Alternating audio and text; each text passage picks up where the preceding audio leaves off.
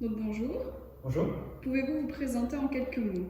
Alors, nom, prénom Alan, Stup. J'ai bientôt 28 ans, le 26 mars. Je n'ai pas de profession, parce que handicap, santé, pas d'emploi. Mais j'ai des hobbies, dont la salle, musculation, sport, la lecture, la console avec les potes, une fois sorti. J'ai une chaîne YouTube, du coup, pas de profession, mais beaucoup d'occupations, beaucoup d'hobbies.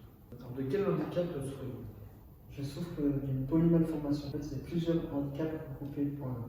J'ai un dixième HAP, je suis fort malentendant, j'ai le handicap au niveau des mains et j'ai la même chose au pied. Ce qui explique mes petites chaussures. De quelle manière sont-elles manifestées? À la naissance, apparu comme ça, combo, tout est arrivé comme ça.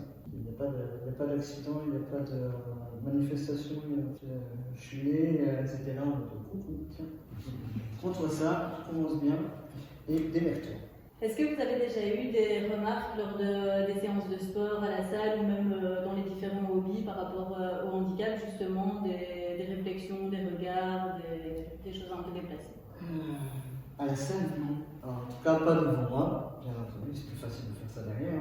Mais devant, à la salle, non. J'ai déjà eu des remarques lors de stages que je faisais pour des études. Donc, j'ai fait, par exemple, j'ai fait un stage d'agent d'accueil au CPS de Mons et j'ai une dame âgée qui est venue et elle m'a regardé, elle m'a demandé s'il n'y avait pas moyen d'avoir affaire à quelqu'un de plus compétent, que j'avais déjà du mal juste à regarder la feuille, si elle pouvait avoir affaire à quelqu'un. Donc des remarques, oui, mais à la salle, pas de. Mais les gens viennent poser des questions spontanément et avoir Oui. une discussion. Oui, mais quand ils osent, parce que c'est pas facile d'aller vers les gens, c'est plus facile de rester en retrait et de remarquer. C'est pas facile d'aller vers les gens et poser des questions. Mais ça arrive, et enfin, le plus récent niveau remarques ou questions, c'est j'étais à la salle, c'est les remarques positives. La personne est arrivée, wow, j'aime bien ce que tu fais, t'es courageux, continue comme ça et tout. Mais niveau négatif, déplacé, non. Du coup, pour revenir sur les entraînements, comment vous les adaptez par rapport à votre handicap?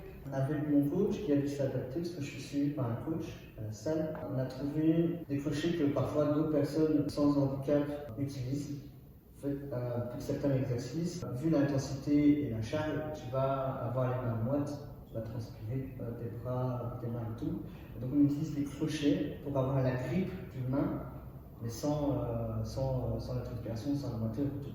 Et moi, en fait, pour compenser le fait de ne pas avoir les doigts, moi j'utilise les crochets.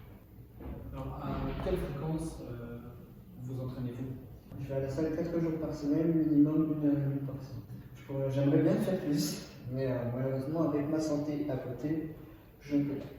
Les questions sur votre handicap sont-elles taboues? Non, pas du tout, justement. Je suis content. C'est pour ça, moi j'encourage justement les questions. Est-ce qu'il y a une limite au niveau des questions? Est-ce qu'il y a des questions qui là, toi, ne veux pas répondre parce que ça va beaucoup trop loin? Non, la seule limite, c'est l'imagination du cerveau humain. Chaque question mérite d'être posée. Il n'y a pas de. Enfin, on va dire qu'il y a des questions cons, il y a des questions pas cons. Ce qui est con, c'est de ne pas oser poser la question, parce que finalement, tu vas te trotter dans la tête. Est-ce que, t'as une question, pose-la.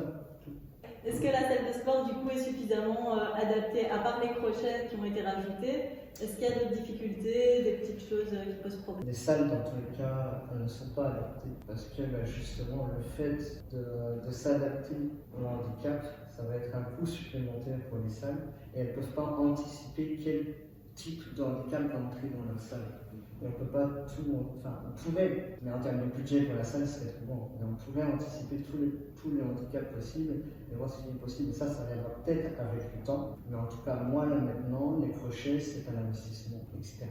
Là, ça a été offert par mon coach, mais ça aurait été mon coach, moi, c'est un investissement externe pour mes mains. Et au niveau de la fusion, je me suis adapté.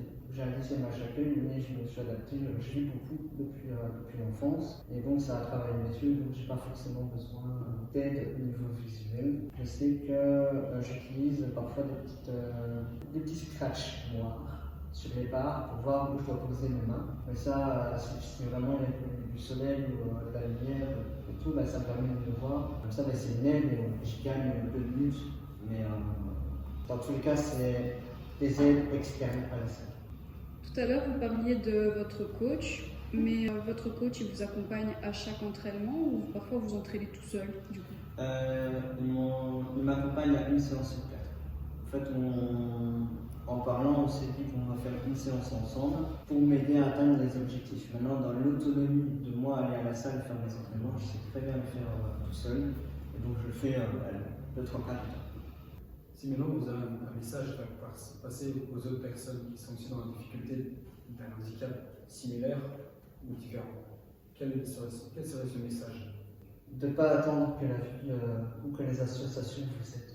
Si jamais vous pensez à une aide, vous pensez à tiens, j'aimerais bien taper ça parce que c'est pas juste, au lieu de taper le poing sur la table, d'aller voir des assistantes sociales, allez vers les endroits et discuter avec eux. Il y aura toujours un problème de fermeture d'esprit parce que c'est ce qui bloque finalement l'évolution et la compréhension de beaucoup de choses, c'est l'ouverture d'esprit.